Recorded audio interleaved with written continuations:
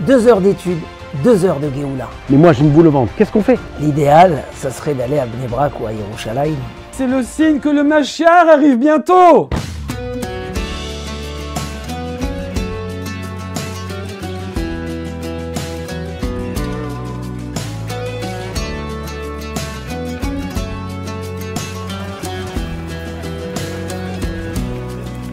Monsieur le rabbin, bonjour. Désolé de vous déranger.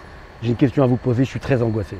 Avec tout ce qui s'est passé à Amsterdam, ce qui se passe en France, ce qui se passe en Israël, je sais pas vous, mais moi j'ai une boule au ventre. Qu'est-ce qu'on fait? Je vous propose qu'on en discute au Beth Midrash, c'est juste à côté au 24 avenue du Général de Gaulle. Là-bas vous serez en sécurité, on est toujours plus protégé dans un lieu de Torah.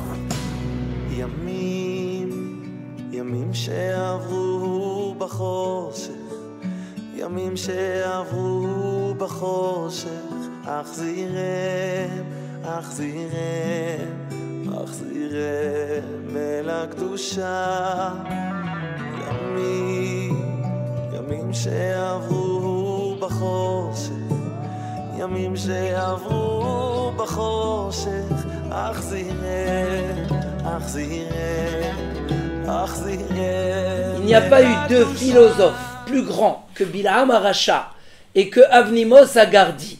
Sont allées certaines nations, ils leur ont dit « Est-ce qu'on peut contre le peuple juif ?» Ils ont répondu « Allez-y voir. S'il y a les voix qui parlent, les voix de la Torah dans les Baté Knessiot et les Baté Midrashot, vous ne pourrez jamais contre eux. Sinon, vous pourrez contre eux. » Ça veut dire que le Bet Knesset et le Bet Midrash, c'est notre protection pour tous les dangers, Chas v'Shalom.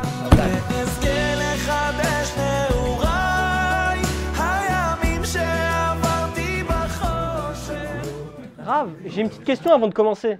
Le meilleur endroit pour étudier, est-ce que c'est hors Torah?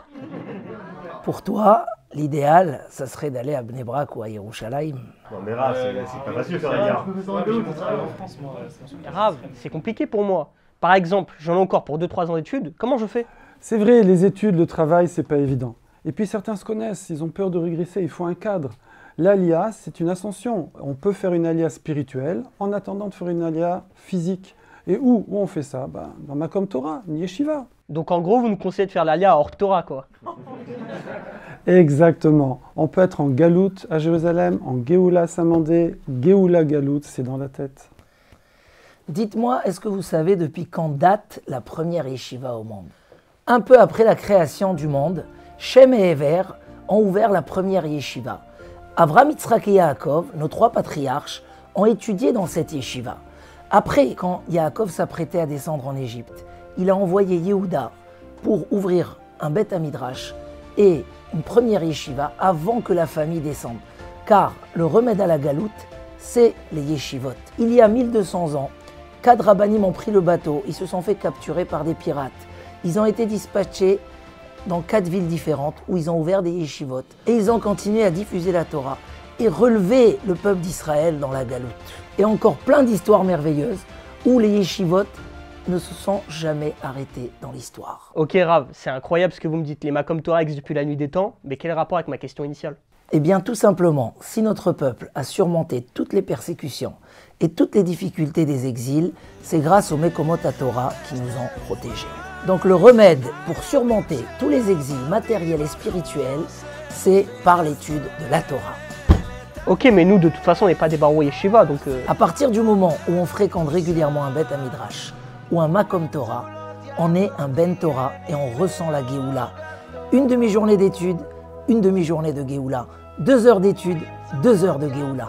Que ce soit un Bachour, un Avrer, un Baal Bayit ou un étudiant comme vous, c'est la même logique. Merci Rav Finor et Rav Parsi. Vous nous donnez de la force, surtout que c'est pas facile en ce moment. Oui, c'est pas facile, mais c'est le signe que le Mashiach arrive bientôt. Rav, vous êtes devenu Chabad? Bonjour, excusez-moi, je suis bien au 24. Ah non, ici tu es au 18.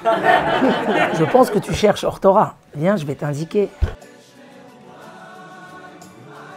En quoi je peux t'aider? Rav, je vous explique. Je suis allé à Yeshiva en Israël et j'ai pas trouvé mon bonheur. Je me suis pas vraiment intégré. Mais d'un autre côté, j'ai pas envie de rester en galoute ici et je cherche vraiment une solution.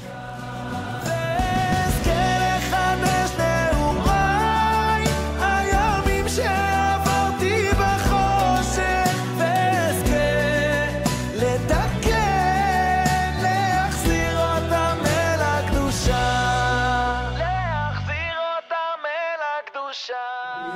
Rav Schneor, j'ai entendu parler de votre conférence au Centre des Jeunes. Apparemment, le message était très clair. En fait, les Makom Torah, ils sont là pour assurer notre protection. Avant de parler de protection, il faut parler de construction. Un Beth Midrash, c'est un endroit où on se construit, où on évolue. Mais c'est vrai aussi que c'est marqué dans le Midrash qu'à la fin des temps, il y aura les Chevlei Mashiach, les douleurs du Messie, et il y aura peut-être même la guerre de Gog ou Magog. Et c'est marqué que les Bate Knesiot et les Bate Midrashot, les Yeshivot, seront protégés de ces difficultés. On va pousser les murs, on va faire de la place pour que tous ceux qui veulent se protéger au 24 trouveront de la place Bezrat Hashem. On est en galoute, mais Torah Magna ou Matzla, la Torah nous protège. Grâce à vous, grâce à ceux qui soutiennent la Torah, Baruch Hashem, on peut continuer à développer la Yeshiva, le Bet Midrash, le Kiruv, le Kolel Halacha, le Kolel Iyun, Taharat HaMishpacha, le séminaire pour femmes et toutes les activités, Baruch Hashem, que grâce à cette Torah, Kadosh Baruch Hu vous bénit et à vos enfants, vous protège et vous envoie Bracha ve'Hatzlacha, et que Bezrat Hashem, très vite, la Geoula Shlema, la vraie Geoula, avec Biat Meshiach Tzidkenu Bimera Biyamenu, Amen ve'Amen. Chazak u'Baruch.